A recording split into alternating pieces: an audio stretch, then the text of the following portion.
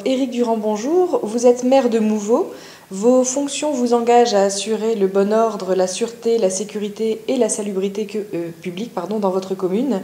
Plusieurs outils sont pour cela à votre disposition, de la vidéosurveillance à la présence policière sur le territoire. Pourriez-vous nous préciser lesquels concernent plus particulièrement votre commune ? Bonjour, donc ici à Mouveau, nous avons le panel complet en matière de sécurité. C'est-à-dire nous avons un réseau de vidéosurveillance avec un schéma d'implantation de 44 caméras sur la totalité du territoire et une police municipale composée donc de 6 agents, donc titulaires, membres de la fonction publique territoriale et d'un ASVP qui fait office donc de surveillance de la vidéoprotection, c'est-à-dire du suivi des images. La création d'une police municipale est un choix délibéré de la part de votre équipe. Pourriez-vous nous expliquer cette prise de position ? Vous savez, c'est très simple, elle répond à une attente des Mouvallois et des Mouvalloises, donc c'est-à-dire des habitants. Un des sujets ou une des préoccupations majeures attendues, et la sécurité en fait partie. Voilà, donc il relevait de mon initiative en 2008 de créer une police municipale complémentaire avec la police nationale pour donc répondre aux problèmes de sécurité que rencontre donc notre belle ville de Mouveau.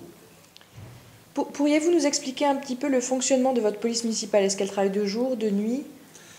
Vous savez, pour qu'une police municipale soit vraiment plus effective possible et la plus performante possible, il faut qu'elle s'adapte à la délinquance de voie publique. Donc, c'est évident que si vous mettez en place une police municipale de 8h à midi et de 13h30 à 17h, vous allez avoir quelques difficultés. Donc, la première des choses, c'est une annualisation de son temps de travail. Donc, la police municipale ici à Mouveau travaille tard le soir. Ça dépend, en fonction bien sûr du temps, des aléas. Elle travaille par exemple un peu moins tard l'hiver, parce que la délinquance de voie publique se fait un peu plus rare, il fait froid, les délinquants n'aiment pas trop froid. Puis en été, il fait plus clair un peu plus tard, donc ils travaillent un peu plus tard.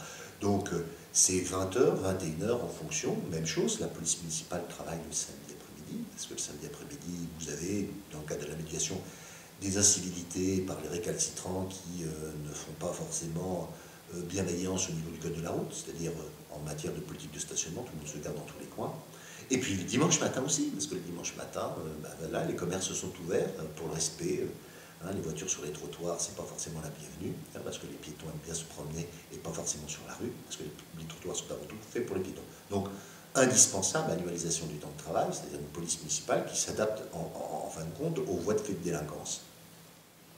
Et donc, avec votre connaissance et votre expertise, est-ce que vous préconiseriez la création d'une police municipale pour la ville de Neuville-en-Ferrain ? Je connais mal le diagnostic de Neuville-en-Ferrain. Si à Mouveau, nous avons été un petit peu, on va dire, dans la volonté de créer une police municipale, c'est parce que nous devions faire face à des augmentations de délinquance de voie publique, déjà d'une part, puis aussi un problème majeur qui est le problème de la médiation municipale, c'est-à-dire le respect des arrêtés du maire. Donc je ne sais pas comment ça se déroule à Neuville-en-Ferrain. La seule chose que je peux préconiser, c'est oui, la police municipale est une nécessité pour une commune. Comme je viens de le souligner, voilà, quelque chose de rationnel. La police municipale étant en place maintenant depuis plus de 6 ans ici à Mouveau, nous avons donc des voies de fait de délinquance de voie publique qui sont en diminution. Et au-delà de ça, nous avons, on va dire, une qualité du mieux vivre ensemble qui est assurée par la police municipale. Parce que certes, on voit la police municipale par un rôle de répression, mais il y a aussi un grand rôle de prévention. Vous savez, il y a des petits sujets qui minent la vie d'un maire, que ce soit par exemple les sujets de voisinage, les conflits divers, la haie qui pousse chez le voisin, le chien qui aboie, la voiture qui est mal stationnée, etc., etc.